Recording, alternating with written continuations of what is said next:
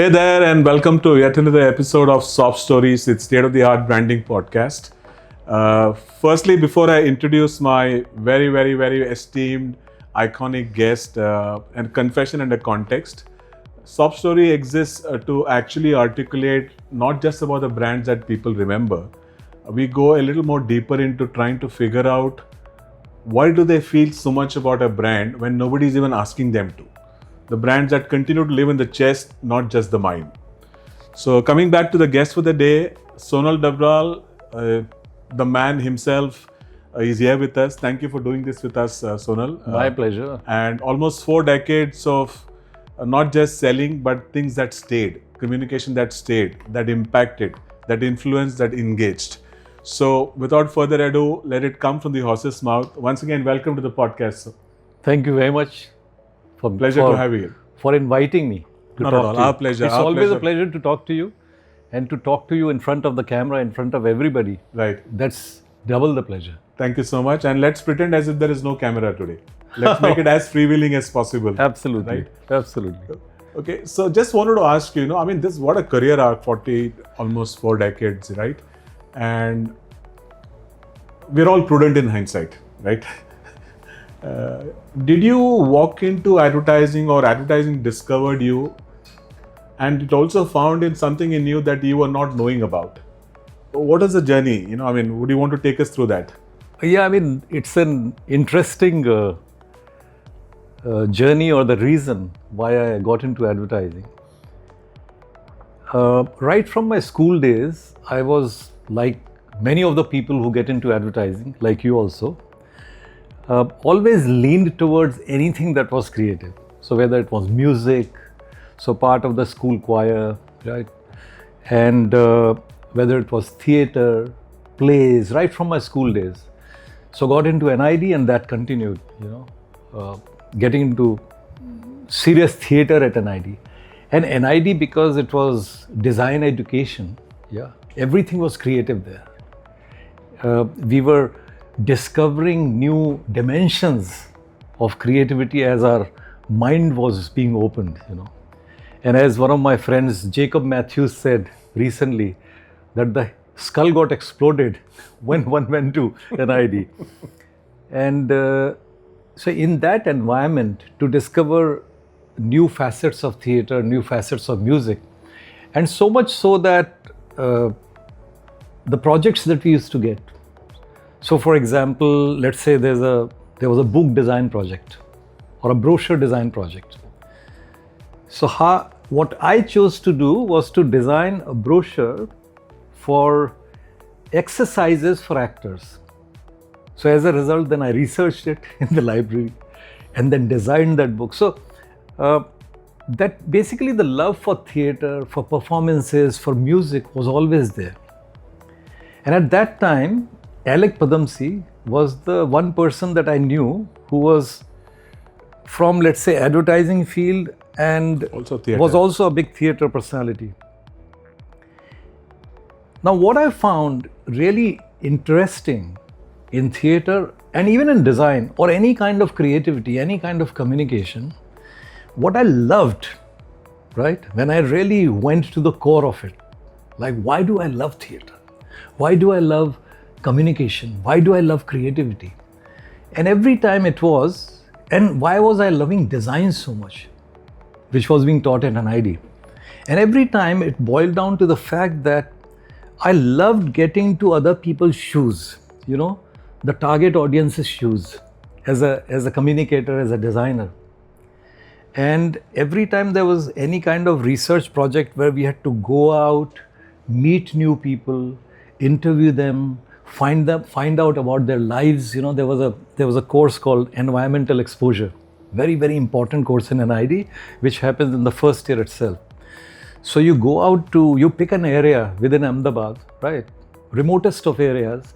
You go there, you study that place, you talk to people, you find a specific problem, and then you have to solve that problem through design process. Now, those kind of projects I was loving, which was anytime any interaction with people was happening. And I realized that the one part of communication that I really like, and I've always loved all these years in advertising, is whenever you are solving a problem, you're getting into somebody else's shoes and trying to think like that person. Exactly what happens in theater. Exactly what true blue design thinking is all about. Exactly. Now I realized that so many of my, nobody was thinking of advertising at NID. In fact, the way NID was at that time, the way the curriculum was set up, right, was, and the way the whole Charles Eames, the whole research that was done, was there was a social bias to design, which was perfect, you know. I like that line, social bias to design. Yeah, which was perfect, because for people who have not exposed, who can be benefited by design, the masses, right? Whether it's an artisan, whether it's handicrafts, whether it's agriculture, a farmer, you know, if design can help them, right? That was a very, very important part of the setting up of NID. So as a result, advertising as a profession was kind of looked down upon. And therefore, even within visual communication, there used to be just one project within the whole visual communication of 4 years course, 4 years specialization in visual communication. First 1 year used to be the foundation program. So 4.5 years of specialization, we had only one 2-week long, so to say, course on advertising within that whole thing. So within the course and within even my fellow students, advertising was kind of looked down upon, in the sense that not very favored or desired. But as I was telling you, that what attracted me to advertising was this, that within pure design versus advertising, what I found that within advertising, this finding out about target audience for every project, and to then live and across industries, not just across industries, and to think and what makes that person laugh, what makes the person cry, what are the person's desires, you know, what are the ambitions and aspirations.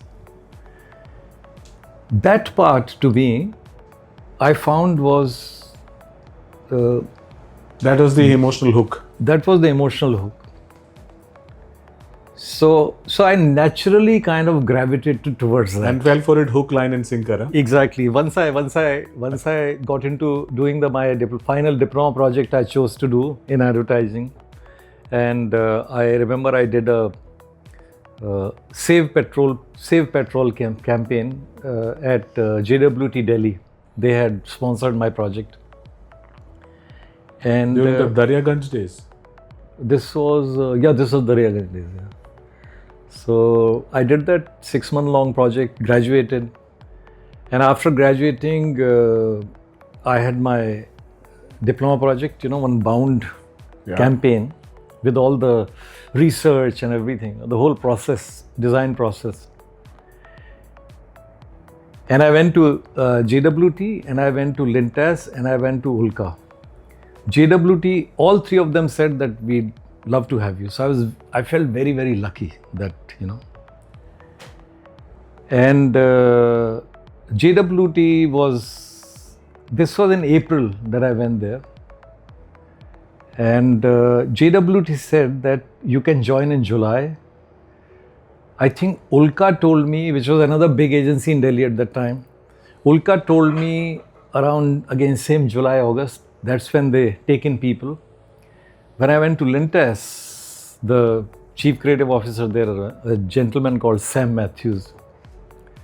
So he looked at my project, and he was one of those very tough guys. So he looked at my project and he did, right? Later I found out that he was impressed looking at my project, but he didn't show it. Yeah.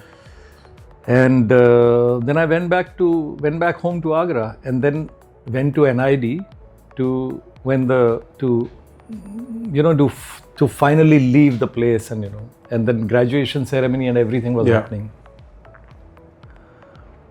And so I told my friend in Delhi that you pick up my project, my diploma project. They have wanted to keep it for a week to show it to everybody and decide. The guy picked up the project, and after that I went back to Agra, and I thought that I haven't heard from them, from anybody except for JWT, who has said that they'll be taking me in July, so I'll have to go and meet them again.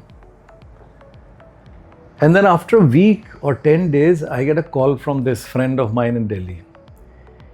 He says, "Abhay, congratulations, yaar, party ho jaye." So I said, "What? Why?" So he said,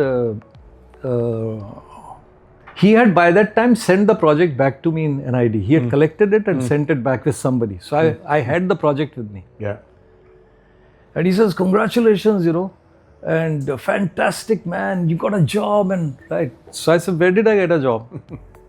So he said, "There's a letter for you." So I said, "Where's the letter?" So he said, "It's there in the project." So I opened the project page. On the second page, there was a typewritten letter from Lintas. Oh wow! Lintas. Almost like a bookmark. Almost like a bookmark.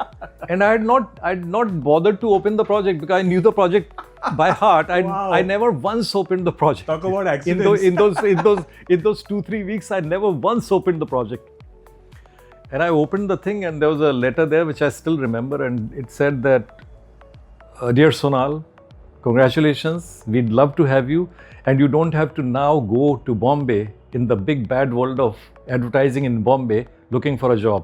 Please join here on the 1st of April or 1st of May." Okay. So Wow. So that's how my journey began. Fantastic. What a story. Beautiful. I mean, in fact, just yesterday we were asking somebody about, some of the best campaigns. Is it pure genius or glorious accidents or a mix of both? I think, that story alludes very, very well.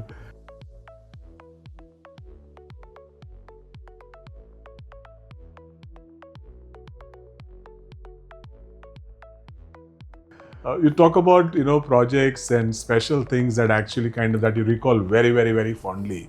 So one thing, it'll be remiss of me not to discuss your much fabled, beautiful partnership that you had with your other soul, Piyush Pandey, the heady days of 90s, right? True. When you all made everything seem very, very easy and seamless and just, it's so it comes to you so naturally, whatever it is. But I'm sure there are multiple fires burning, but you managed to kind of hold on to the emotional truth, getting into the shoes of the end user and the customer and whatever it is. True. Can you share some kind of instances of actually, and I'm sure the audience would like to know about it.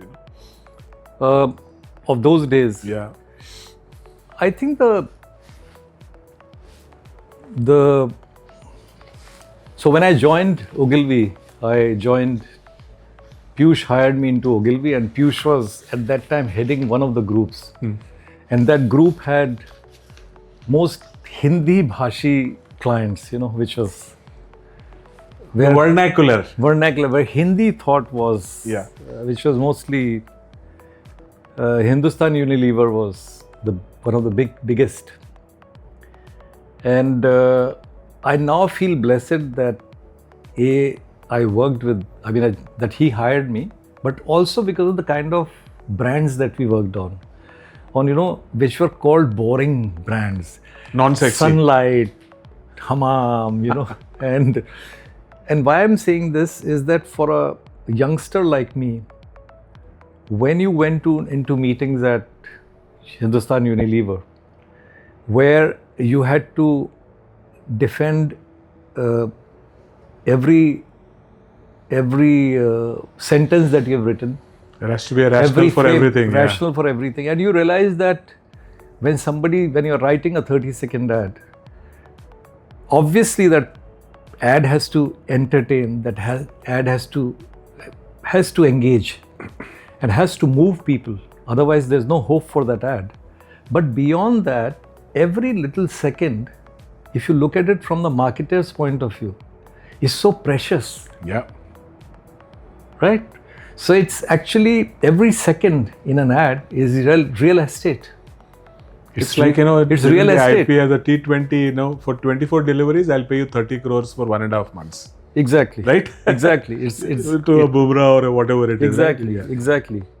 So when you start to look at that from that point of view, beyond the fact that it has to, as I said, entertain and connect with your heart. But beyond that, then you start to look at every word that you write should have a reason for existence in that, right? And then you start to, however emotional that line is, however moving that line is, or however entertaining that line is, but when you start to finesse that training was getting that early in your life was fantastic. You must have been what, 21, 22 at that time? No, I was like, I was 5 years before that in Lintas, Delhi. Okay. Yeah. So by the time I joined, I think at 28, 29. Okay. And and I joined as creative supervisor, and then one of the things that I found or that happened, and then Piyush became first Mumbai head, so I became head of one of the groups, and then Piyush became India head, so I became head of Mumbai, And you realize that at that time, in terms of the working style, I think the enjoyment of the joy of work was right at the top. That was the first thing that used to happen. One was genuinely enjoyed working on briefs, when advertising actually becomes fun. Right. When every time you get an idea, you are thinking purely in terms of stories that will move people, and stories that are naturally then based on insights. And there were very good minds in account management, and planning was not called planning at that time. Yeah. But there were very good minds within that setup, right? But as far as the whole creative department was concerned, and then the kind of people that, first, as one started to hire people to make the department grow, make the agency grow, then you started to get those kind of people who were slight mavericks, contrarian, outliers, and people who really loved working. So even if a team is coming at 12 p.m. and leaving at 4 in the morning, right? I used to just look the other way, because it's fine as long as they are producing great work. Right. They're producing great work, even though many meetings might be getting disrupted with the client, or client might be complaining. Yeah. But I used to take that on my chest, go in front of the client, take all the bullets, and let that culture thrive. Right. And working with Piyush, and then handling the agency, and then working on various brands, whether it was Cadbury's and working closely with him. If I were to say that what was the defining factor, work didn't seem like work, because we used to genuinely enjoy working on it. And every time you are thinking of, which I said right in the beginning, that you have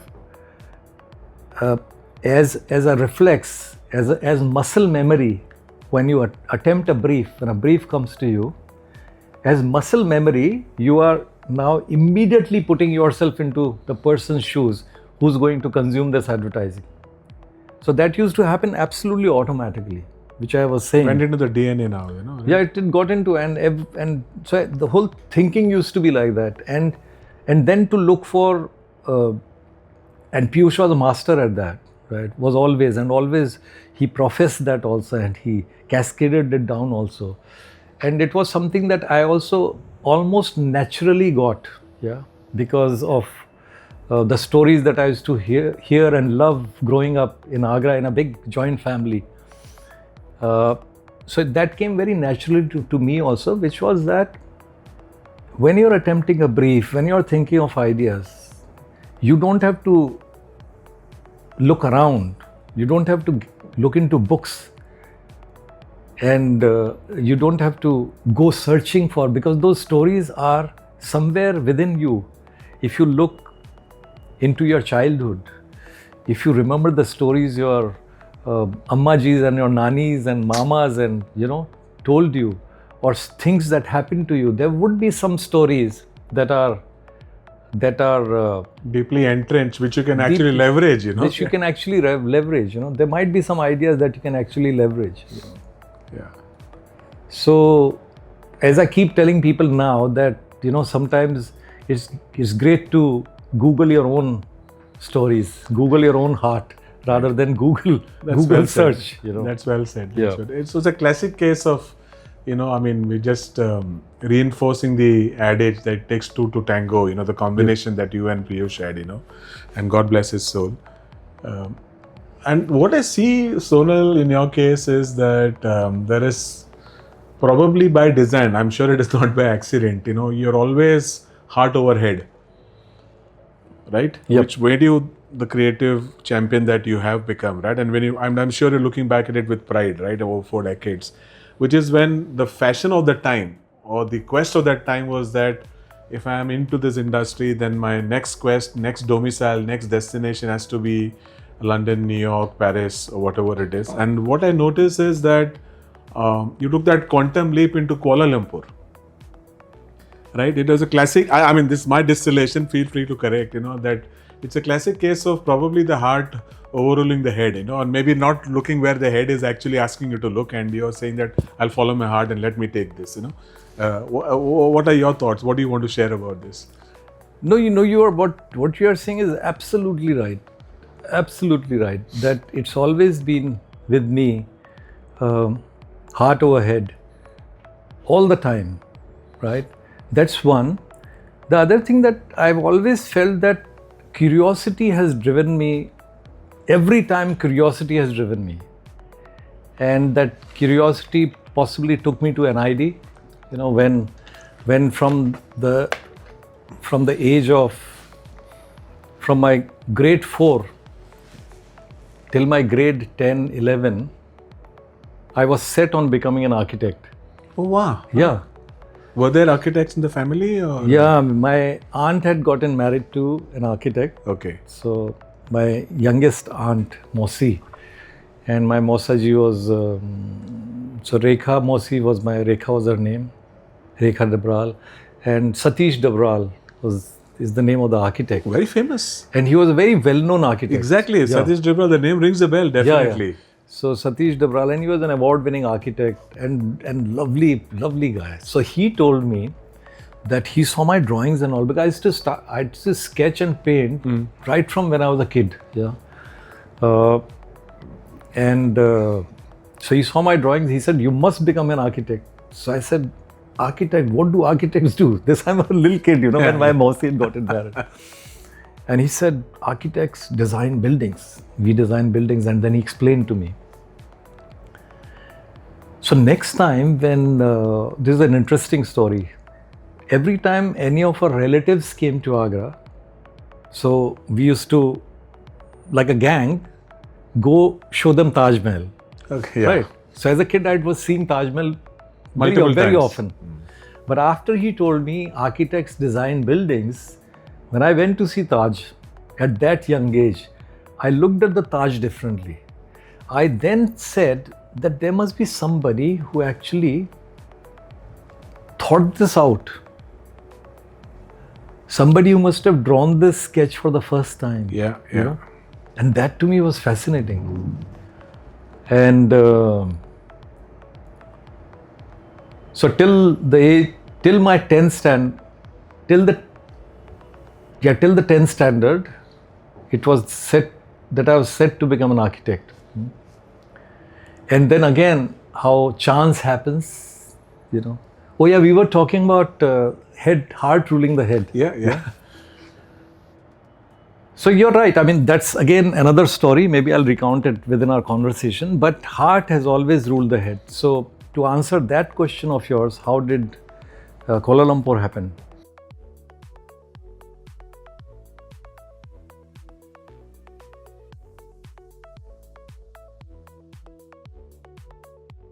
there are a couple of stories that I can share now. I mean, that actually many stories. This is the preamble to Kuala Lumpur.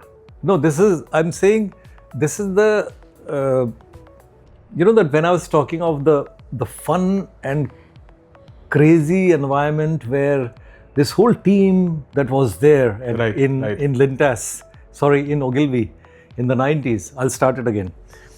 I was talking about we were discussing just now the mad 90s Ogilvy, Mumbai, when such path-breaking work happened. And this mad creative department, which everybody within that really loved to work. Wow, another day at work. The fun part of advertising. And so I'll just tell you the kind of stuff that used to happen. So one day Piyush walked in at some, that early in the morning, 9:30, and I was in my cabin, one of the times that maybe I'd come early. But Piyush used to be always on time and sometimes early. So he comes to my cabin and says, Sonal, we have to do one Feviquick film. तो या तो तुम लिख दो अभी अगले 15 minute में या मैं लिख देता हूँ अगले 15 मिनट में मैं कहा 15 मिनट में and then he walked off to his cabin which was like down the corridor and I'm thinking क्या यार Feviquick क्या and so quick I have to do it and मैं कहा brief में ये था वो था and all that I'm thinking suddenly my intercom rings आ जाओ Piyush आ जाओ. So I go to his cabin. ये सुनो, एक आदमी फिशिंग कर रहा है, फिशिंग, और एक आता है वहाँ पे एक गांव का एक आदमी, कोई रेस्टोरेंट वगैरह चलाता होगा, वो एक स्टिक लेता है, उसमें फेविक्विक लगाता है, अंदर डालता है और निकालता है, श्याव निकालता है और उसमें मछलियां चुटकी में चिपका है Fevikwik. I looked at him and I said, I swear, I said, it's a joke, it's a lovely joke, but ये थोड़ा is it a campaign? Yeah, is it a film? Yeah. That it's a nice joke, but you think anybody will buy it? This is what came to my head, and I told Piyush, बकवास करते हो तुम्हें कुछ नहीं पता. तो I said, पर ये भी तो देखना होगा कि चिपकता है कि नहीं. जैसे पानी का ग्लास लो, तो पानी का ग्लास I got one पानी का glass was asked for. Then वो एक पेंसिल लेके उसमें फेविक्विक लगा के and there was a you found something coin inside. Yeah. उसको लगा के kept for a little while and I said it works. Fantastic. A/B testing. Fantastic. And one great thing about Piyush was that when he did something and when he really liked the idea, and he used to obviously bounce it off with people that he was really close to. Right. People like me, his brother, Prasoon, always, yeah. And, but when he was convinced, it was like with full conviction. So then he could road roll anybody if he had the conviction, and which he always had as far as some of the work that he liked, whether it was his work or my work or somebody else's, whoever had come up with the idea. But if he was convinced, then he used to just take it right through, and that's something that I learned a lot from him. So then the same afternoon we went and presented to this in a big meeting, right? And I'm just looking, and he presented this idea, and many of the brand managers at Pidilite were silently looking like this, right? And there's something wrong with this guy. That kind of an expression. No, I mean, that way Piyush was always very, very, very respected there. Yeah. Hugely respected. But don't know how to react. And the big boss, B.K. Parekh sir, said, very good. Piyush ko pasand hai to अच्छा होगा. And it was sold. And then Prasoon did the magic, which he did with all the work that he does into that film. great casting, great direction, So that was one. I remember a stray incident. The MD at that time, one of the MDs, in my time there were 2-3 different ones, but one of the CEOs of Bombay office, Mumbai office, I mean at that time it was called Bombay. He came to me and said, this one of your guys, which was one of the creative directors, or he was not a creative director, this was when I was head of Mumbai. Okay. And one of your persons, one of your either creative supervisor or whatever, he was a very good guy, right? But he was slow and lazy. I won't name him, right? He said does a lot of freelance work, I've heard. So I would like you to take a look at it. So I said, okay, I'll do that. So then I kind of forgot about it, because so much happening within, and I used to like the guy. I used to be otherwise a really bright and really good designer. So this, the head of office again came to me, we have to do something about it, Sonal. And please, let's fix a meeting and let's actually ask him to show all the freelance work he's been doing. So I said, are you sure? So he said, yeah, I'm absolutely sure. That I know for sure that he's been doing a lot of freelance work. And he does it during office hours. Because otherwise there was no problem. He said he does it during office hours on the computer, officer's computer. Okay. My jasus, so that was his biggest my accuracy. jasuses have found out. So I said, okay, let's fix a meeting. So then again, I was running around to Unilever and all that. And so I might have said yes, but I forgot. I'm just digressing. Reminds me of Keshta Mukherjee in Sholay,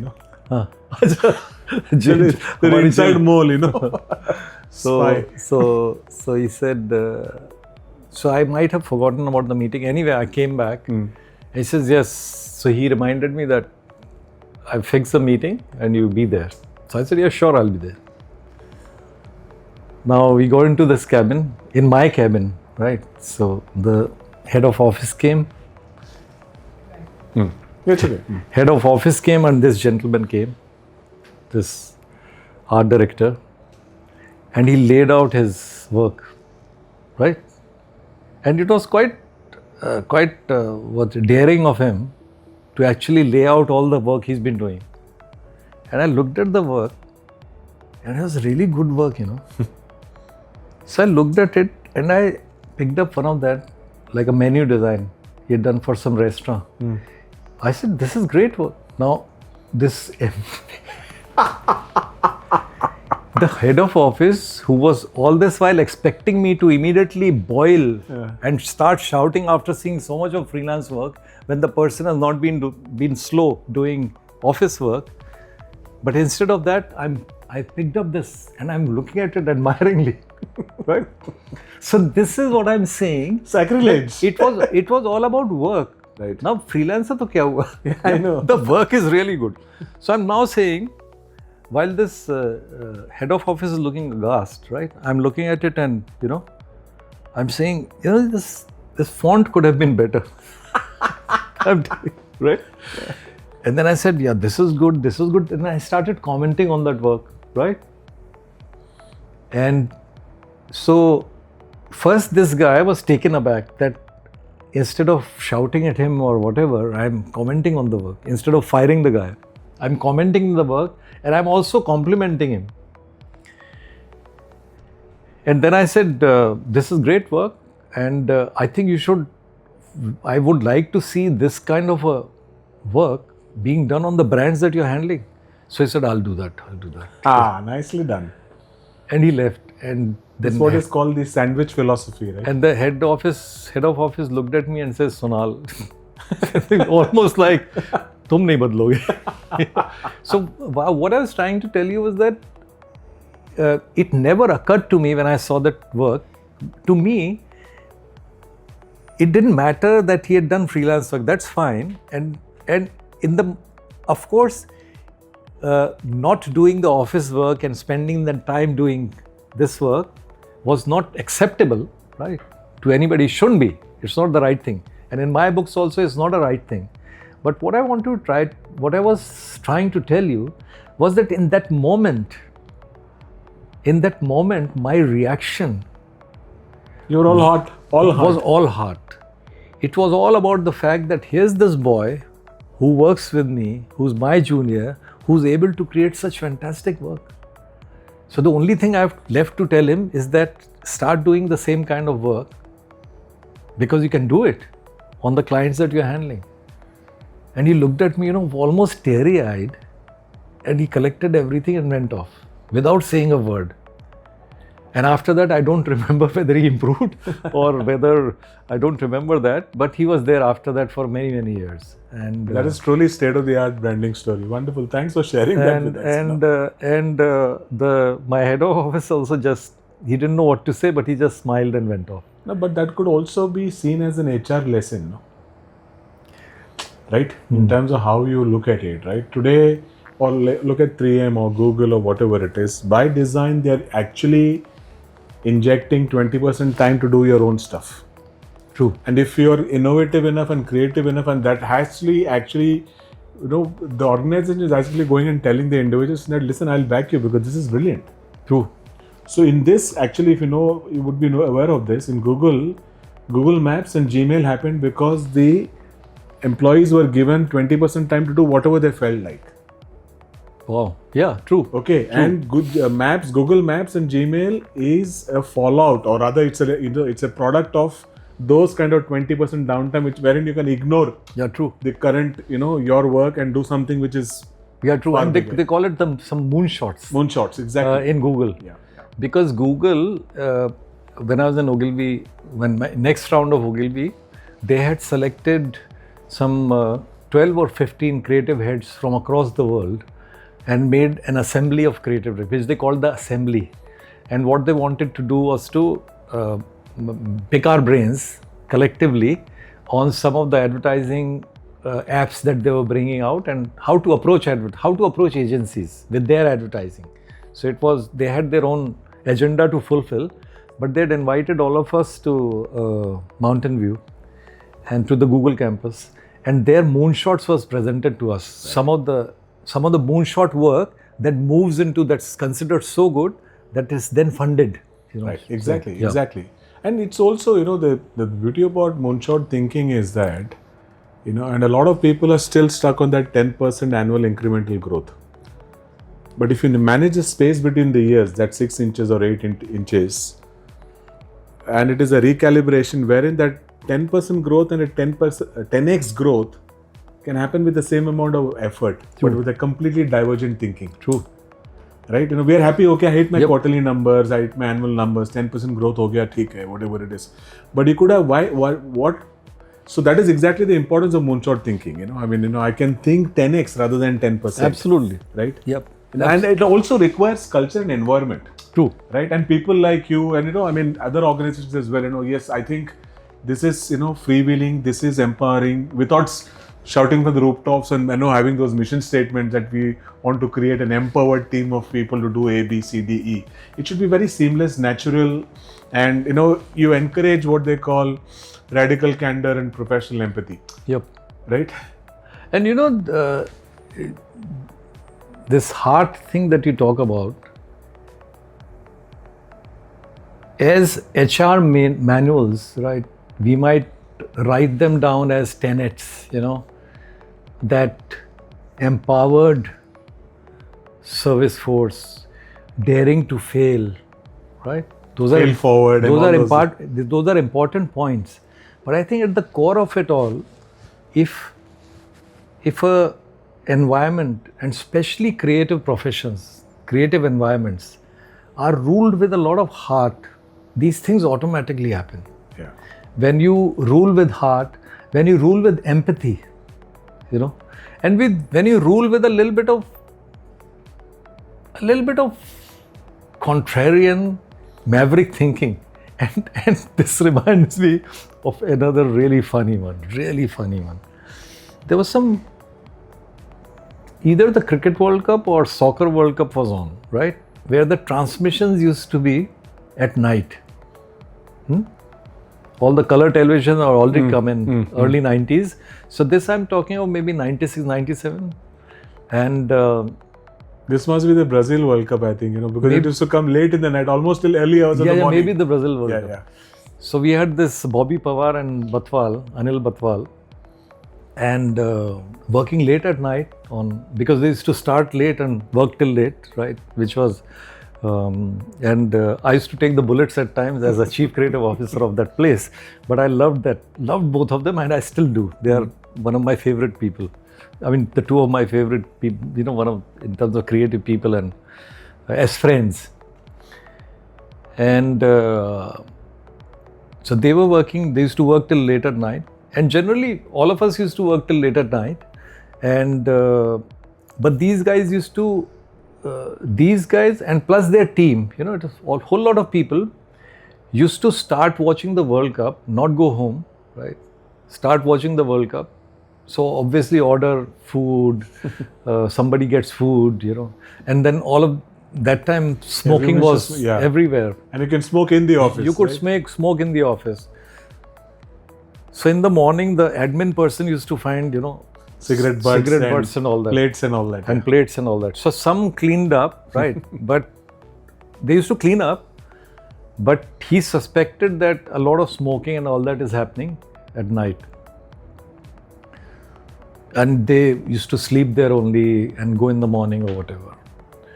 So the admin guy complained to Piyush, right?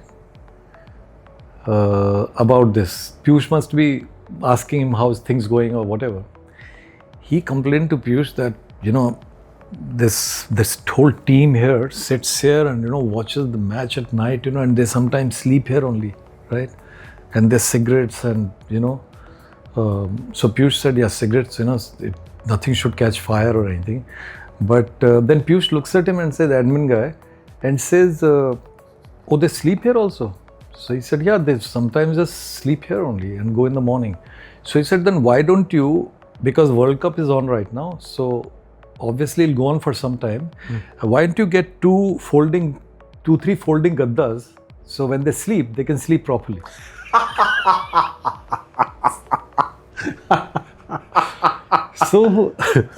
So again, the admin guy didn't know what to do.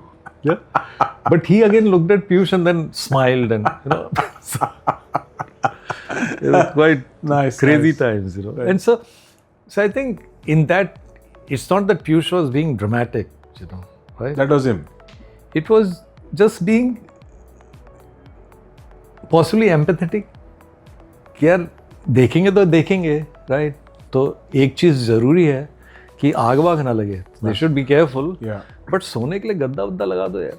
अभी तो world cup match 1 महीना चलेगा, अभी चलने वाला है. तो ये एम्पैथी एंड हार्ट बड़े बड़े इवेंट्स में नहीं दिखता है.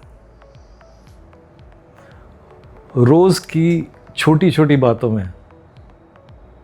Absolutely. It shows not in any big events or off-sites, or those are important, but I think heart, empathy and compassion shows in little things every day, in the way you deal with your people. And I really feel you can't fake it. Yeah. If you are not empathetic, or a compassionate leader, or empathetic leader, or a heart-driven leader as a creative leader, then it's your responsibility to become one, to develop that muscle to such an extent that it becomes automatic, that it becomes reflex, that you start thinking like that. Otherwise, it just doesn't happen. You have to be a disciplinarian. That's a different thing. One has to stick to deadlines, especially in today's day and age. It's really, really important to stick to deadlines, to deliver on time work to clients. It's very, very important, because as the head of an agency, how fast things are now. Yeah, absolutely. So all that is really important. But within that, we keep talking about storytelling, yeah? That we have to bring storytelling into all the work that we do. But what is storytelling? Storytelling comes not from the head. Storytelling comes from the heart. Yeah. Because storytelling is always laced with emotions, and emotions are heart's purview. It's Yeah, the absolutely. heart's territory. Exactly. That's state of the art, absolutely. Yep. Let me just take you back in time again. Also the Malaysia. Malaysia. Yeah, I'll quickly, the Malaysia story. So see, like it happens with all stories, one story is connected with another. Yeah. That's the beauty of it. Yeah. So Neil French, who's again, God bless his soul, lovely person, one of the persons that I loved. And Neil French became the Chief Creative Officer for newly appointed Chief Creative Officer for Asia Pacific, for Asia, and based in Singapore. And we were hearing those stories, and those were the days that there was no mobile phone or anything, but no social media, no mobile so phone. we used to, these stories used to come as legends, that he's a very tough guy, that he tears up the work, yeah, and a whole lot of stories. And so Neil French was making his first visit to Mumbai office. So now Neil French, in the morning, everybody is ready, the office is spruced up for him, creative department, and everybody is no waiting. cigarette butts or plates. Yeah, he was supposed to spend a day with us, and I think next day he was leaving. So the whole agenda was that he'll come, he will see the creative work, right, which I'll be present there as the Bombay head, and the teams will present. And then he'll have lunch with Piyush and Ranjan Kapoor. Again, God bless his soul. Again, another wonderful person. With them, and then he was supposed to have some more meetings with Ranjan and Piyush, and then one meeting with me, and then go off. And no, I think the meeting was only with Piyush, not with me. And then he would fly back. That was his agenda for the day. So he walked in, he was wearing, so at that time I used to have these long hair, sometimes I used to tie a ponytail and blonde streaks, and I used to have jeans that I used to paint myself, and colorful clothes. And Piyush used to keep asking me every time he saw a new pant, new colored pant, he used to say, "Tumhare paas license hai iska? License dikhao." So anyway, that was an aside. But he walked in, Neil French, wearing red leather boots, jeans, and a sailor jacket. White sailor jacket with epaulets and those gold. Wow. And gelled back long hair and those big glasses, tinted big glasses. Say yes to the dress types. Walking like a full dawn. So he comes in, then we start presenting him. So as it is, he was we had heard so many stories. Demigod. Daunting figure. First thing he says when he looks at the campaign of, now in my team presenting, so I'm like, standing next to him, then Piyush is there and then Ranjan. And they're all sitting, I'm standing while these people present, the teams. And he says, "Where's the brief?" So they're looking left, right, because they thought they'll just present the work. He says, "I want to see the brief." So then the brief was brought in. And then he said, "If you do not have the brief and clear brief, I'm not going to see any work." So then people scurried around, and the work was presented with every time there was a brief. So at the end he said, good work happening. He looked at me and Piyush, good work happening, yeah.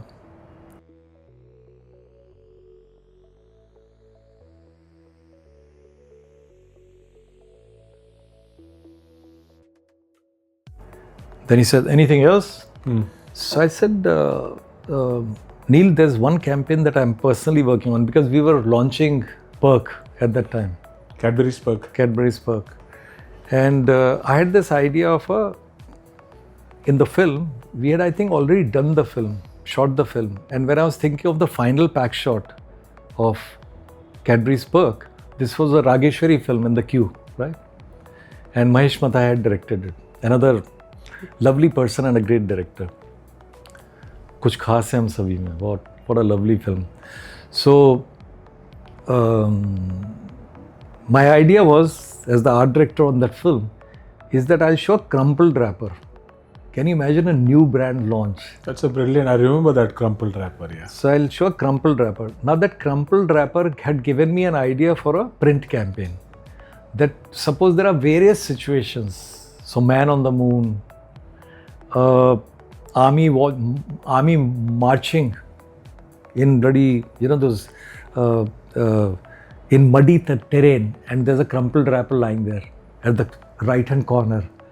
And so there's no logo, nothing, just a crumpled Perk wrapper. So you could partly read Perk, right?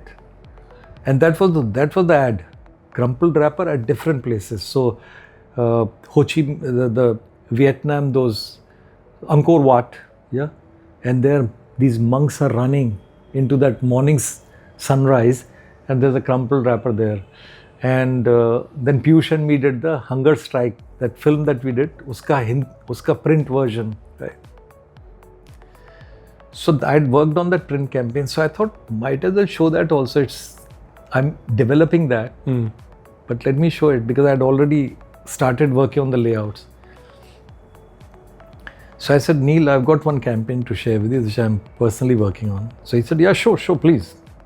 So I said, new launch and all that. I gave him the brief. So he didn't shout at me for giving a printed brief because maybe I was the chief creative officer for Mumbai. So then he kept looking at those layouts. And he says, very good. Very good. Then he says, very good, Sonal, very good.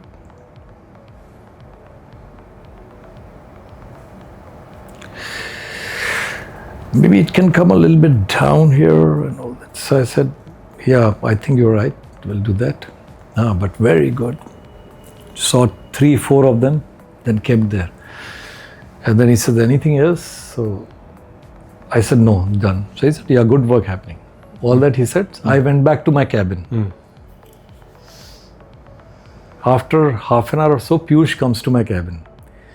He said, yeah, Neil has cancelled his lunch with Ranjan and me. So I said, why? So he said, he wants to take you out for lunch. So I was zapped. So he said, no, he wants to take you out for lunch. So we went to Ritz, that Ritz hotel, wahan pe, sat there. He ordered vodkas, and then he tells me, and I still vividly remember, right? I mean, coming... That lobby level bar you're talking about? Yeah. Lobby level, that restaurant. Yeah, I know. And he looks at me and says, Sonal, if you can do that, you can do anything in the world. Any world-beating work you can do. And this I'm talking of, just see the context of that kind of an ad, no copy, crumpled wrapper, right? I mean, in today's context, it's an okay ad. It's still interesting, but I'm talking of the context of 1996 or 97. 30 years almost. Yeah. And he said, you can do anything. So I said, thank you very much. I swear I was like really, really encouraged, inspired, and quite taken aback that a person had, shao, as Piyush used to say, shao,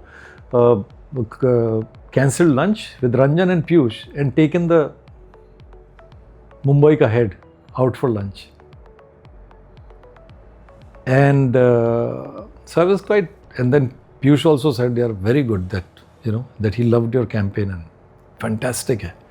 So he was like really happy, Piyush. Ranjan was also very happy. Anyway, Neil French left.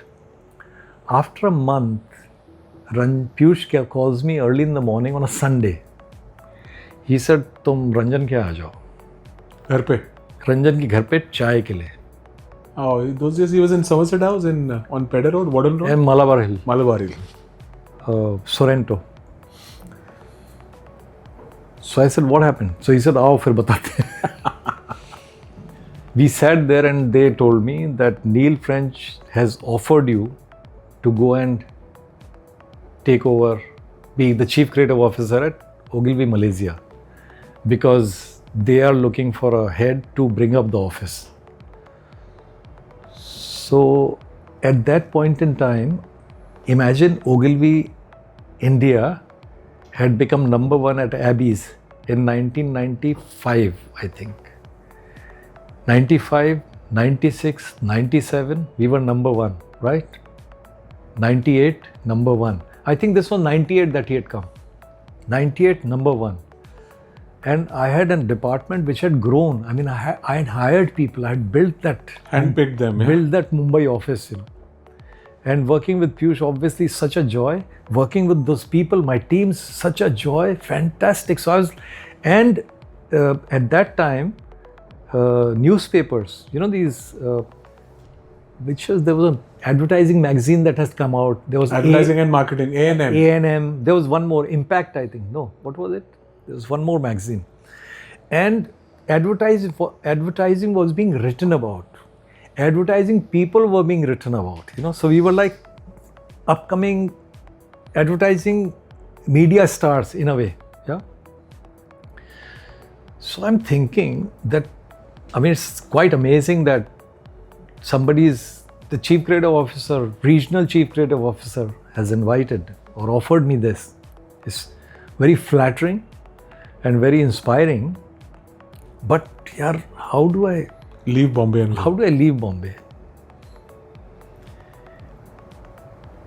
So for the next 3 months, the messages, emails used to come from Neil at times, Obviously, he was also very busy, but he used to keep asking Ranjan and Piyush, what has Sonal decided? Then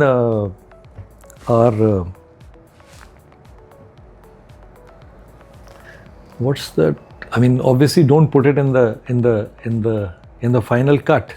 But who was that other who became the Oxford ka dean? How can I forget the head of Asia Pacific head at that time?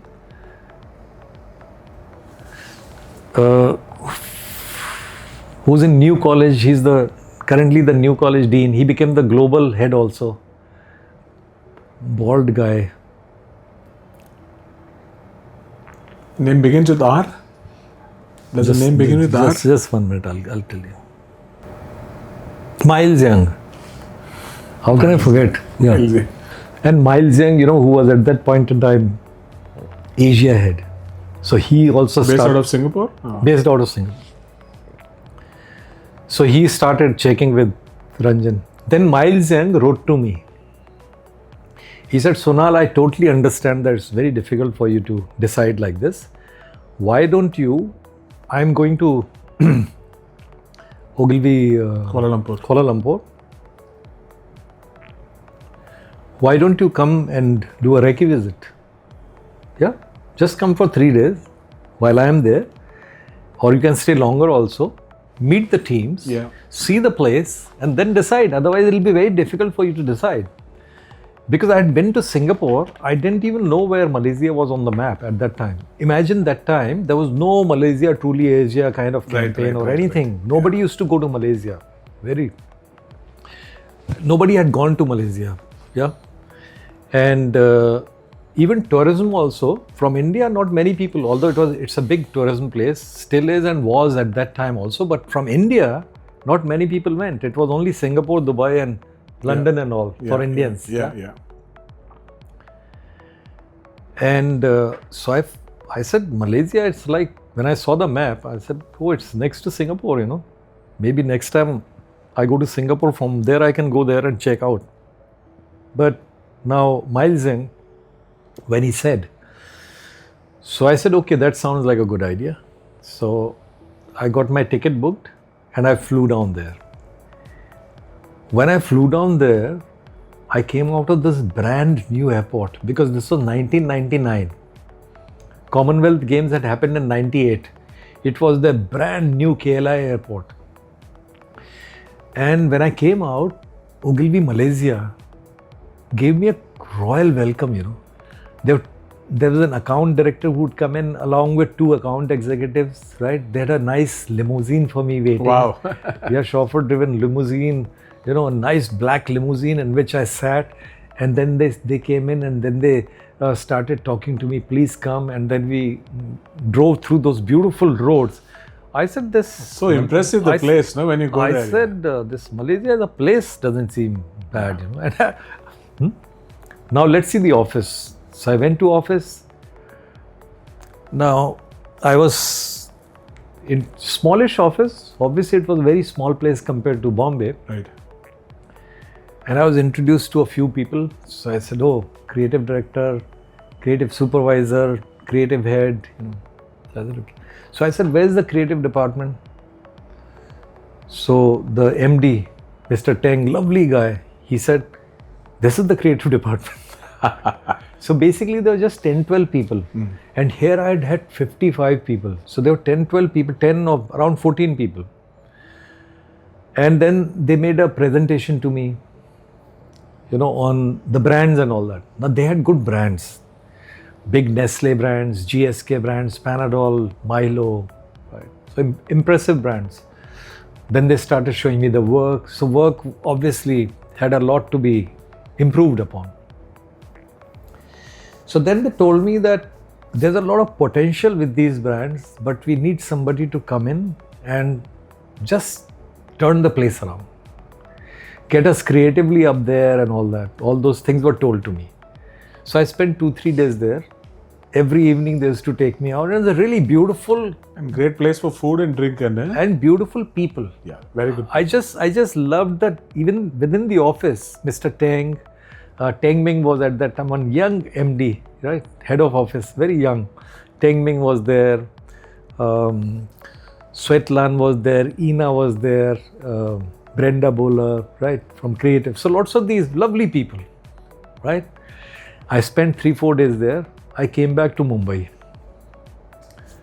I'm thinking, nice people, place is good, lot of potential. But Mumbai, great brands, comfortable, so much happening, home. So in a big dilemma. And then one evening, I'm sitting at my home at Pali and I'm looking out of the window with a whiskey glass in my hand. And I take a sip and I said, Mumbai, comfortable. Mumbai, I know everything. Malaysia, like the people, like the place. My future there, agency's future there, I don't know. But unknown is always exciting. And my curiosity there said that take this leap. And I think at that time there was some thunder and lightning also, because maybe it was monsoon time. I said, this is a signal. You know. I know. So I kind of, next morning maybe the 2 drinks went down. तो उसका नशा उतरा. So again I'm thinking, यार अच्छा idea है, but let me think. Next week was a creative directors conference in Bangkok, which Neil French was hosting. So Piyush, me went from India, and the people from, 2 people from Singapore. Basically it was a creative directors cadre meet, creative cadre meet in Bangkok. So everybody went there, really having fun. And Neil was such a fantastic host. Every time he hosted any of these, Neil French and even Khai Ming Tam later, fantastic hosts. Whenever they did any of the creative cadre meeting, it used to be amazing. So we had our meetings and all that, creative meetings. In the evening, Neil said, Sonal, let's have a drink, a quick drink before dinner. So I said, yeah, sure. And I knew why. We are having a drink and he asked me, so what happened? You went to Malaysia, have you decided? So I said, Neil, I'm still not sure because, Bombay is comfortable, everything is going great, we are superstars there in India and all that. And, we have to do so many things, And Malaysia, potential is there. This is the way I'm, hesitant also in front of Neil French. So Neil looks at me and says, Sonal, my boy, sunny boy, you are not going to Malaysia because you need Malaysia. You're going to Malaysia because Malaysia needs you. Caption डाल दिया. I said, just do it. how simply he had put that it's not, Sonal Dabral doesn't need Malaysia. You're not going there because you need Malaysia. You are going there because they need you. And suddenly, in that moment, I'm not joking, the team that I had met suddenly became my team. That little office that I had been to, in that one moment became my office. Partly because I'd possibly in my heart I'd already kind of decided, but not totally decided. But this one flip that Neil gave, oh, fantastic! The way he put it, Yeah, absolutely. it just suddenly changes things in your head. That you don't have to every time look at it from your point of view, Yeah. Sometimes you take decisions from the other point of view. That's what is called empathy, right? You touched upon it earlier. Right? Exactly. And I said, yes, Neil, I'm going. And you look back at it with pride. So he said, cheers. And then he looks at me and says, once the cheers had happened on that, he said, Sonal, if you conquer Malaysia, if you turn around Malaysia, the world is your oyster, he said. Wow. So, that must have been nice. and I'm, forget all that we once going to Malaysia, building a new team there, keeping some really good old ones and building a new team. And then within 3 years, we became #1 office in Malaysia, most awarded office in Malaysia. And within 3 years, we were part of the, not just Ogilvy creative cadre, which is top 15 offices of Ogilvy from the world. We were part of WPP cadre. And we brought in Ogilvy Malaysia's first one show gold, which was the first major, in any major advertising show, a gold for Malaysia. Right. So all because the team that had come in was hungry, were bright, and really, really good creative teams. And now when I look at them, where all of their team members are, you realize that it's same as Ogilvy, like Ogilvy Mumbai. People who went into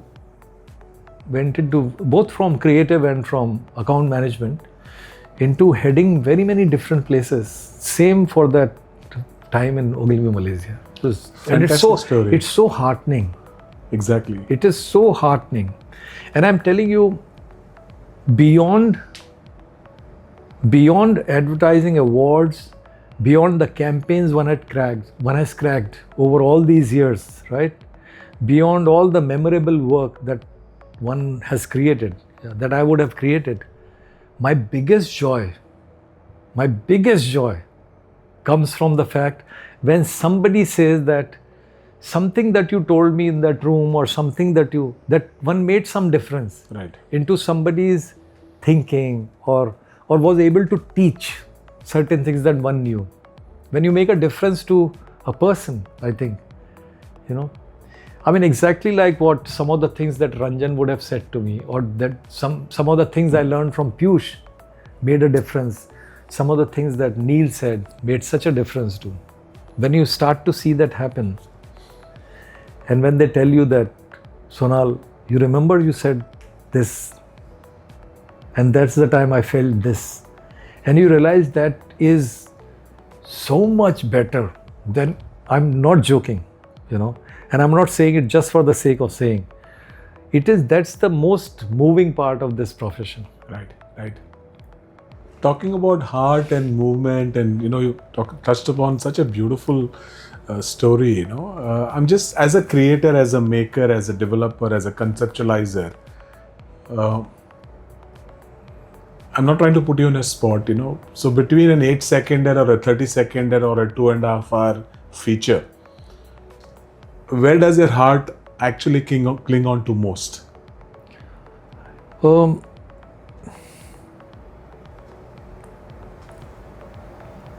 All of them have to do the same thing, right? Yeah, Reach, yeah. connect, engage, influence, impact. I've realized that after working for so many years, working on communication that had an immediate purpose of selling an idea or a service or changing the consumer's mind about something, about a service, about a brand, or let's say a public service issue. When I worked on the feature film, and I always felt that every time I watched a feature film also, because I'm a real film buff, above for longer stories, as much as shorter duration commercials.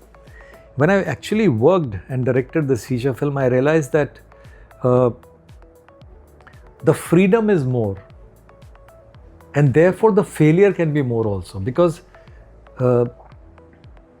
you have to tell a human story, but it's at the end of it all, you are not selling a product.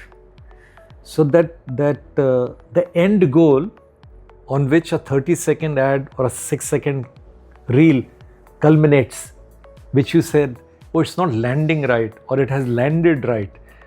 That landing in a long feature film is happening in every scene. Every scene has to land emotionally or leave you with some dramatic change in your heart. Right. And has to constantly keep you engaged into the next scene, into the next scene, into the next scene. But not so much for a product, within the story, how the story. So that part I really like both. I found both empowering, enjoyable, and really challenging,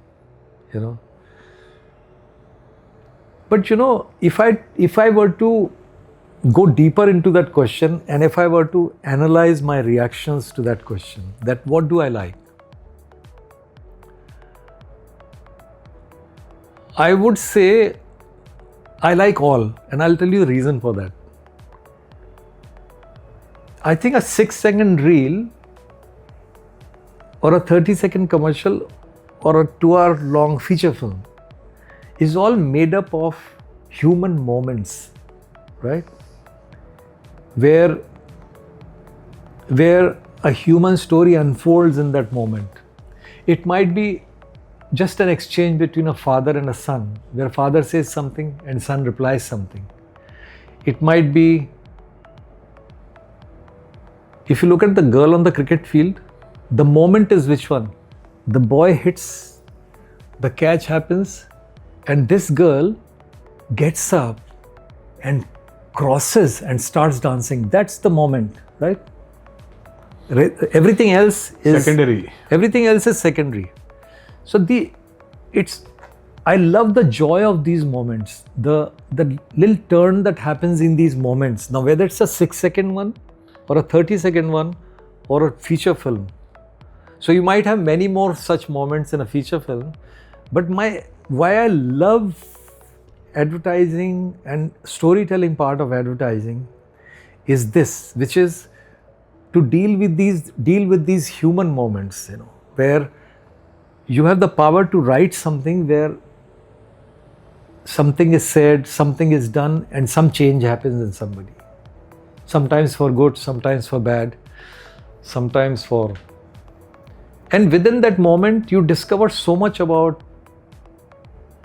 because they are all based on human insight. The most powerful moments are both based on human insight, where anybody who looks at it irrespective of the fact that whether somebody is watching it in India or Norway. You watch it and you say, this could be happening to me, and I identify with it. I was watching, I don't know how you spell his first name, Håkon Trier, that sentimental value director from Norway. Now I was watching that film. The moments are so real, so immersive between a father and a daughter, right? That could be happening anywhere in the world. Agnostic to geography or culture. Agnostic to geography. And those moments I find beautiful. And those moments are there in a 6-second reel. When I'm watching Nilesh Shetty's reels, for example, those moments are there. Or when I'm working on a 30-seconder, or when I'm working on a feature film. It's just that some is packed with a lot of those moments in a long story. Some are very short.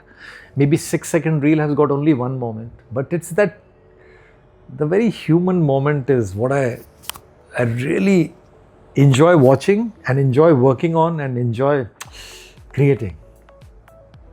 And when you talk about creating, I reckon this happens, right? It's like, somebody says, make a viral video. You can't make a viral video. It happens. Right? Yeah, happens. Right? Things fall into place, right? Yeah, absolutely. Multiple things come in. You cannot, if it was that easy, then everybody would be making a viral video, right? Absolutely. So you spoke about moments, and I think that's a very, very good, interesting stage wherein we get to our, where you will be fascinated by this. We have something called the lightning bolt or the rapid fire question. Okay.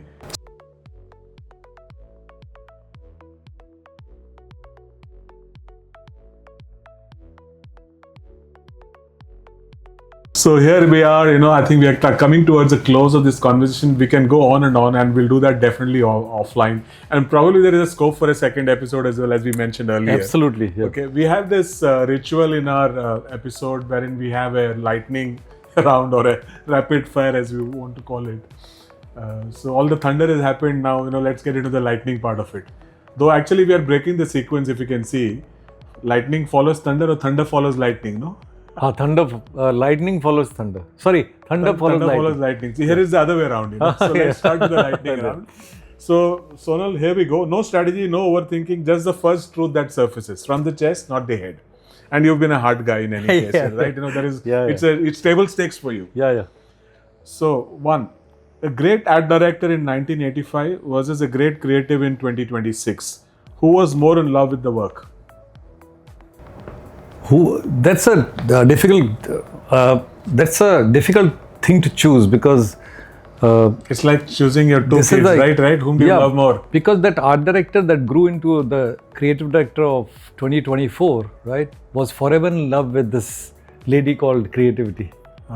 That's nicely put, actually. Well defended, huh? Well defended. Front foot pe kiya ki back foot pe kiya? Well, it was a lifelong affair, as they say. Okay. And continues. Okay, granted. Loyally. Very good. Excellent. One piece of work you didn't make, but that moved you in a place strategy never reaches. What is it? That moved you into a place that strategy never reaches. What is it? Can be any outside work. It need not be the one that you are associated with or that you created. And it could be Indian, it could be global. Before I landed into advertising, although my exposure to advertising was through Mr. Alec Padansi, but the pieces of work that made me even more inclined to get into advertising was the Freedom Run. The first time I saw it, the first time I saw Freedom Run on TV, I said, have to. This is what advertising can do. Wow. The first time I saw that. Good choice, very good choice. Inspiring. Freedom Run, remember, please. Freedom Run. And the other piece of work still involves athletes and all. The two campaigns that I've always loved, especially the first time that I was exposed to them, Just do it. And I love the beauty, simplicity of the way Apple approaches its work. Yeah. I mean, good taste, I think, Yeah. you know, very, very inspiring. We go to the next one, Sonal. A Grand Prix on the shelf or a campaign that quietly changes what a mother believes she deserves. Choose one and live with it. Give me the question again. Yeah, sure. A Grand Prix award on the shelf Yep. or a campaign that quietly changes what a mother believes she deserves. Choose one and live with it. I lost my dad at a very early age, when I was 6 years old. The person who single-handedly brought me up, along with this whole village of my uncles and nani and all, was my mother, who I fondly call Ammaji. And that's why in Tribha, Triveni comes first, which is Ammaji, and Bhaskar, which is my Pitaji, he comes second. Beautiful. So, Amma, if I'm able to speak to So it's a actually mother, a no-brainer. It is always Yeah. the mother who... yeah, if I'm able to speak to a mother and correctly communicate to her with responsibility what's right for her or for her child, any day. Absolutely. Any day. I mean, Any day. Yeah. And if I'm able to win a Grand Prix on that, as they that's say, a nice... as that's they say, a nice as reverse they, engineered the whole thing. as they say, माँ के आशीर्वाद के साथ अगर can का शेर मिल जाए तो it's called सोने पे सुहागा. Sonal pe suhaga. सोनल पे सुहागा. सोनाल पे सुहागा. Sonal pe suhaga. Lovely, beautiful. The future of emotional resonance in brands. Is it artificial intelligence or incurable human feeling? Artificial intelligence or... The incurable human feeling. Can you give me the question again? Sure. The future of emotional resonance in brands, it's a choice between, is it artificial intelligence or is it incurable human feeling? Artificial intelligence... Or Yeah. But my answer is artificial intelligence guided by human intelligence and human feeling. okay, that is well juxtaposed. Yeah, that's a nice amalgam. Yeah, Yep. Probably I think that is what the message is also, right? You know, we can coexist, co-leverage, right? Co-own, co-create. There is no choice. Yeah, It's not that we can coexist. we have to. We have to begin to learn to coexist, because artificial intelligence is not an enemy that's coming to us. It's a fantastic tool that's coming to us, that's becoming available to all of us. Absolutely. And rather than worrying that jobs will go and all that, of course, Create jobs with it. yeah, newer jobs get created. And as far as people in my profession are concerned, advertising, creative thinkers and all, right? We'll bring in the taste. We'll bring in the cultural Context, knowledge. the nuance. We'll bring in the culture. We'll bring in the instinct. We'll bring in the Experience. creative instinct. We'll bring the creative imagination to be the, so to say, the culture guardians or creative guardians of whatever AI produces, which is fine. Yeah. You know, we might be the best. We'll have to become creative prompters and guardians of that culture. Yeah, I think that is well articulated. Yeah. Well articulated. And I don't know in what many different ways, but that's what I see happening right now. One doesn't know what avatars artificial intelligence will take tomorrow, what kind of newer tools will come into our hands. Absolutely. But I think if we kind of approach it saying that it's a fantastic tool. You know, you touched upon it, Sonal, you know, sometime earlier in the conversation, and I'm also very fascinated by that, a word called curiosity. There is an English adage which is to be said, curiosity killed the cat. We wanted to kind of rephrase it and say curiosity skilled the cat. Just put Absolutely. an S before the killed, Excellent. right? Excellent. Curiosity skilled the cat, right? Excellent.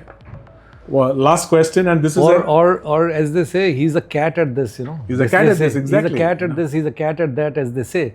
So I would say curiosity made the cat. Right. Absolutely, exactly. That's another one. Brilliant, brilliant. So the last one, Sonal, you know, this is both an answer, and I would also, knowing your penchant and talent for singing, I would also kind of want you to summarize it as a Bollywood song. Oh wow. Okay, so here is a question. 40 years career, one word, one that tells us what it was really all about in text form and in song form. 40 years career. 40 years career. In one word, what do you want to tell about? What was it really all about? Okay.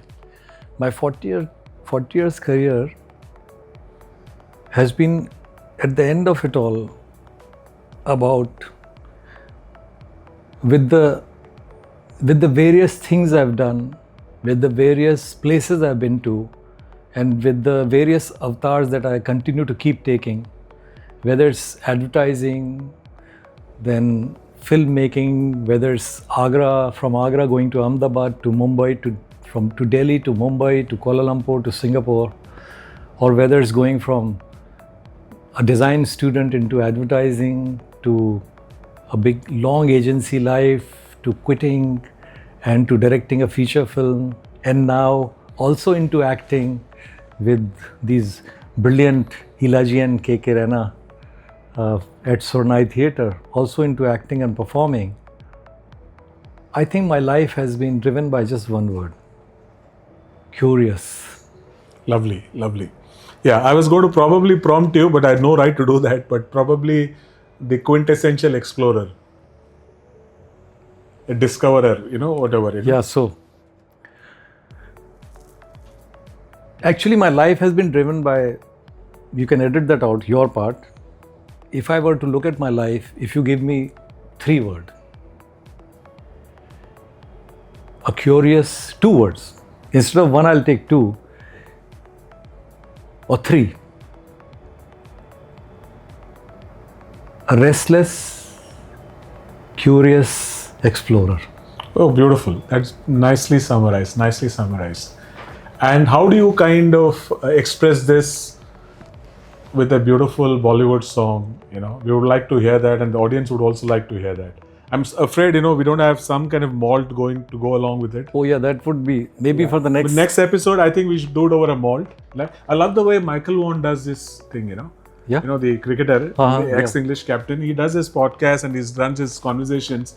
There's always a nice malt around, and the guests are also having, and it is very freewheeling, very, very creative, very, very momentum driven, So what is the song that comes to mind when you think about yourself and your career and what you've achieved, when you look back over those 4 decades?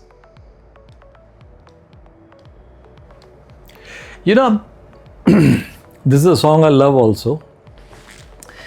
And I've always been, maybe partly because of the way I grew up, I've always been an eternal optimist. Always. And however down I was feeling, however up I was feeling, whether in life, in work, in career, right? Every time I knew it for sure, that things will be great. अच्छे दिन आएंगे. There is nothing that can stop from things becoming great.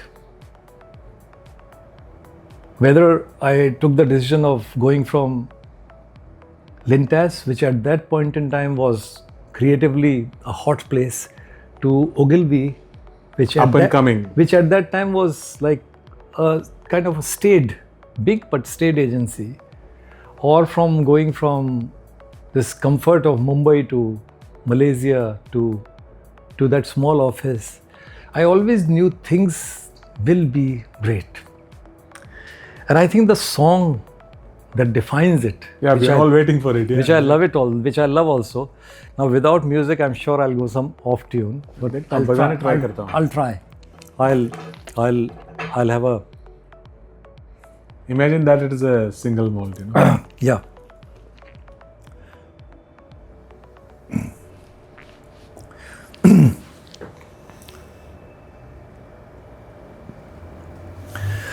आ चल के तुझे मैं लेके चलूं एक ऐसे गगन के तले जहां गम भी न हो आंसू भी न हो बस प्यार ही प्यार पले एक ऐसे गगन के तले. Now, creatively speaking, we are talking of AI. What's going to happen? No problem. क्योंकि जहाँ दूर नजर दौड़ाए, आजाद गगन लहराए, जहाँ दूर नजर दौड़ाए, आजाद गगन लहराए, जहाँ रंग बिरंगे पंछी आशा का संदेशा लाए, जहाँ रंग बिरंगे पंछी आशा का संदेशा लाए, सपनों में पली खिलती हो कली, वही शाम सुहानी ढले, जहाँ गम भी न हो आंसू भी न हो, बस प्यार ही प्यार पले, एक ऐसे गगन के तले. Beautiful. That was fantastic. Yeah, that's beautifully summarized, and it seamlessly kind of dovetailed into, I mean, that is a story by itself, right? Beautifully summarized. Thanks for doing this with us, Sonal. And as I mentioned, we must do another episode. Oh, absolutely. Loads more to kind of come. Absolutely. And we need more singing, more, connecting the dots, going back in time and, kind of leaping into the future as well. Thank you so much. Right? And so NID story was, as I told you, the uncle, I was set on becoming an architect. And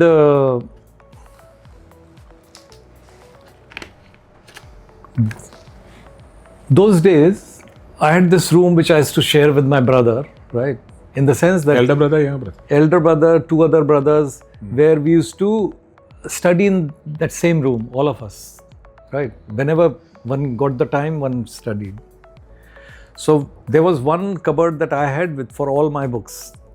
And every month, religiously, I used to take out all the books and used to, that brown paper used to cover all the books, take out old covers, and I used to dust the whole place, clean the books, put them back.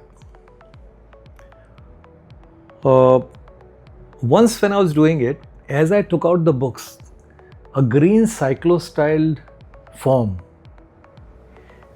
which was stapled, and the staple also had that rust that happens, over time, yeah, and the frayed edges of that green cyclo-style paper, and faded. It had become a little faded, and it was all typewritten, cyclo-styled. And so started reading. It said National Institute of Design, admission details. So I said, what is National Institute of Design? I'd never heard of it. Living in Agra, design, didn't even know what design meant. And then I started reading. It talked about textile design. It talked about visual communication. It talked about product design, exhibition design. And I said, this sounds very interesting. And then it briefly talked about the fact that it was established in 1961 in Ahmedabad, and the campus is in Paladi and all that. And having a camera is an asset, those things are written there. And I said, camera, of course, I don't have the camera. Drawing and drawing efficiency, although not mandatory, but is considered an asset. So I said, drawing, I'm really good at, because I used to keep winning all these Shankar's International and JC painting competition and all. I used to sketch and paint a lot, almost obsessed with it. I used to paint t-shirts and jeans and everything. And so I saw that, I said, this is very interesting, sounds interesting. And I nicely, carefully folded it back and I kept it back in my shelf. Now, how did that arrive in my shelf is a mystery to me. But then I tried to find out, what is it, National Institute of Design? one of my uncles, and we used to all live together in this, this. Koti. It was one part of the Koti. We were tenants to Sheromali Koti. We were one part of the Koti and we were tenants, my nani. But ground floor uncles were there, top floor we were there, mother and four, five was at that time. My eldest brother had already, I think, gone working to Hyderabad. And so my mama told me, my uncle, that one of his friends had asked for this form some couple of years back for a niece of his. And then that niece never went to that place, and that form, the guy had come, so he had tea at our place. When he left the house, he had by mistake left the form in the room. Somebody who had saw the form lying, put it in my shelf instead of throwing destiny, it. Imagine. Why I'm saying this is because there was no way I could have even imagined that there's something called design as a subject to be studied. No clue. Architecture I'd come to know because of my uncle, and architecture was, if one tried to find out, one could have found out that there's something called architecture. But design, no way. National Institute of Design was the only design institute in India at that time. So I said, okay. And I said, okay, I'm fine. 2-3 days later, then I it was not in my head, that form. I'd put it there, that's something interesting, but let me think about it. And then I forgot about it. 2-3 days later, or maybe 4-5 days later, or was it the next day itself that I've forgotten, but at school, now whenever a teacher didn't show up for any reason, sick leave or something, the class used to be given a free period. So we got a free period because our physics teacher had not come. Now during any free period, I was mad about soccer, and so were many of us. Almost 80% of the kids in the 10th standard used to run to the soccer field. And St. Peter's College in Agra, where I was studying, had big soccer field, big hockey field, I mean, schools of these small Those towns, days, compared to schools in Bombay where space is so limited. And they used to run to the soccer field in the heat and, get the ball from the sports room and start playing soccer in that whatever time one had of 35-40 minutes. That day, I had a sprain in my foot. So instead of going for soccer, I went straight to the library because I used to really liked leafing through magazines and reading. And in the library, I went to the back part of the library where they used to keep all old magazines. There used to be a magazine called Span, which was US consulate magazine. Okay. Oh, sorry, that is Sputnik. Okay, yeah. That was Sputnik. Yeah. So this was Span, like this big. So Span used to come every month or every week, whatever. And there was a bundle of spans, right, with some dust on top and all. So I cleared away the dust and took a bunch, came and sat on the table to just leaf through them. The first span that I opened, on the 3rd or 4th page, was a 5-page color article with color photographs on National Institute of Design. Wow. With a big bold headline, India's premier and only design institute, National Institute of Design, Ahmedabad. Then I sat there and I was totally taken aback because 2 days back I had come to know that there's something called design, and I had found the form complete by chance. And now I'm sitting there reading this article which had photographs of the studio, woodworking studio, textile studio, and then this beautiful lawn at NID. You been to NID? No. You should visit. There's a beautiful lawn and this really old, one heritage structure, like a little. I'm sure the architecture must be brilliant. No? And architecture is beautiful, all exposed brick architecture. Yeah. And I saw all that and I was fascinating. Fascinated. I reached back home that day, took out my copybook and wrote a letter. Dear sir, I took the address from that form. I took the form out. I said, dear sir, I'm in grade 10, I would like to join an ID, right? When should I apply? Because those details I didn't find. I got a mail from them in a week's time saying that, please keep in touch. You cannot apply right now because it's after grade 12 that we take people, you know. Wow. So I said, okay, I'll do that. And so when I graduated from school, 12th standard, now I have to now go to Delhi. My brother was at that time staying in Delhi. I have to go to Delhi and I have to get the forms of School of Architecture and find out when are the NID exams. So I found out the NID exams was, so first I filled the application form that they sent me. So application form was sent. They used to do first round of screening with the application form because it used to have an essay, you know. At that time they used to have an essay which now US universities have. Right. And essays used SOP, the statement of purpose and all that. Statement of purpose. And I remember the essay was on who's your superhero or superheroine that you admire and for what reasons. Fictitious character. And I wrote there, I do not have any superhero, the only superhero that I have is my mother. And I wrote for what reason. Oh, wow. I got called for the exam. Wow. I got selected for the exam.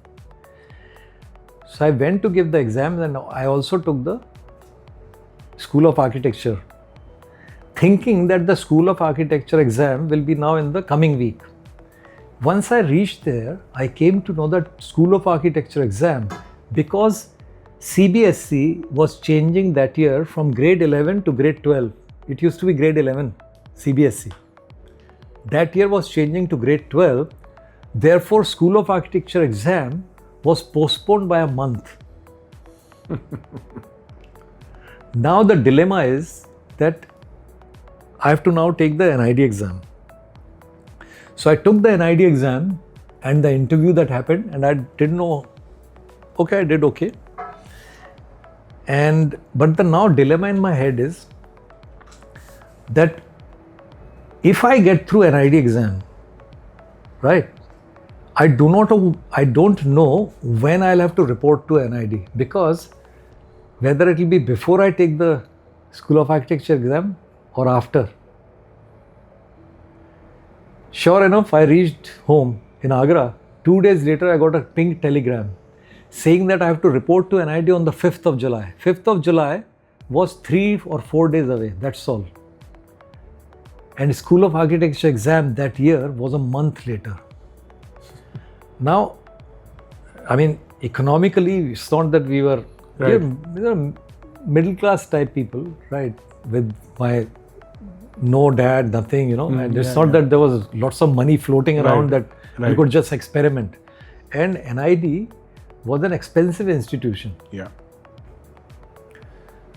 So I remember I got this pink telegram, and my brothers, one brother was I think in college at that time, but the other couple of brothers were there, and we are thinking, instead of celebrating, I'm thinking that one should join this, which is, you don't know what's going to happen to, what is graphic design? One doesn't know. What do people become? One doesn't know after graduating. Architecture, you know, because you've got a living example in your uncle, right? You know what architects do. So the big dilemma, whether to join or not to join. And I'm not joking, this is what leadership is all about. My mother at that time was doing puja. वो पूजा खत्म करनी थी तब, right? घंटी बजा रही थी. She bajawed the ghanti, she looked back. And you know what she told me?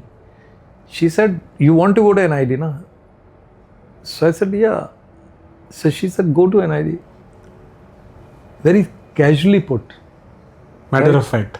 Very matter of fact. She said, go to NID. If you don't like it, go and take the School of Architecture exam. And I'm sure in her heart, she knew that so much money has to be paid. which I remember whether it was, if I remember correctly, at that time, some 7,000 rupees for the semester, which was a huge amount. Yeah. I mean, a big amount compared to any other institute. Right? This was an expensive education. Yeah. And she so simply put it, and I'm looking at her like that, and you know that the mothers know. She knew in her heart that my heart was there at NID. Baki to dekhi jayegi. Well, dekhi jayegi. That's a beautiful story. Yeah. The way she put it, the empathetic leadership, na? I mean, here, mother was talking to her son. Yeah. But there are so much learnings from there, right? There was so much learning without any, there was no emotion on her face like, oh, why don't you go to an ID and see, nothing like that. She read the room, she read the person. And she knew that brothers and me were discussing to go, not to go. And one of my doctor, he was studying medicine at that time. We are thinking, how strategizing. And here mother turns and says, decisive leadership. Mother turns and says, you go there. If you don't like it, take that exam. And मैंने कहा यार hats off. I mean, I was so obviously my mother. But उसके बाद तो going unreserved into very 48-hour journey to Ahmedabad, क्या बात है यार. You're going. I think that's a brilliant story. That's another story that I'll tell you. But I landed there at NID, and I loved the place. I loved the people. As the classes started, I said, this is the place. वो बाकी आगे जो होगा वो देखी जाएगी. But for a creative person, it's a beautiful place. Yeah. And then when I remembered my mom's, here you go. So what? Take the School of Architecture exam. Of course, I didn't take the School of Architecture exam because I loved it within the first 1 week. But there's another thing that I decided. I found out that NID had 2 scholarships every year, where your fee was fully taken care of. So although we had paid the money, I decided that it has to be taken. I have to get that scholarship. First 6 months happened, jury happened, applied for the scholarship on the basis of my performance. Wow. And that then continued throughout my stay at NID. Wonderful. And I think it was all spurred by the Ammaji turning and saying that one line, Kiya ja. And then you say, yaar, you can do anything in life. Which is what later on Aditya Chopra used, ja jeele apni zindagi. Ja jeele apni zindagi. Correct. Beautiful story. I think that's a wonderful place to pause for a while. So there's another thing I learned in this whole episode of the way I got into NID. About the form coming out unexpectedly, about me finding the CBSE thing also. Now, if you really look at it, if the teacher was not ill that day, I would not have seen that. Yeah. If my uncle's friend had not by mistake left the form there, I would have not been in NID. You're discovering the Span magazine ad. Yeah. And then the thing getting shifted and all those things.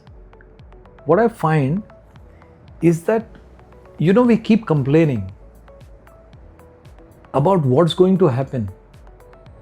But if you really look at it, in every coming moment, every moment that is unfolding right now, there are a million possibilities, right? Yeah. Absolutely. And they can go either way. It could be negative, positive, but the fact that अगला जो क्षण होगा, उसमें कितनी सारी, in every moment that's going to unfold, there are so many ways that it can go, should give us optimism, na? Absolutely. हो सके तो जिंदगी गुजार ले पल जो जाने वाला है. Exactly. Right? आने वाला पल जाने वाला है. Brilliant, Sonal. I think, it's a wonderful story, and we can go on and on and on. Absolutely. And I think we should definitely have another episode for this. Absolutely. Okay. Thanks so much for doing this. Thank you so much. Thank you. Lovely.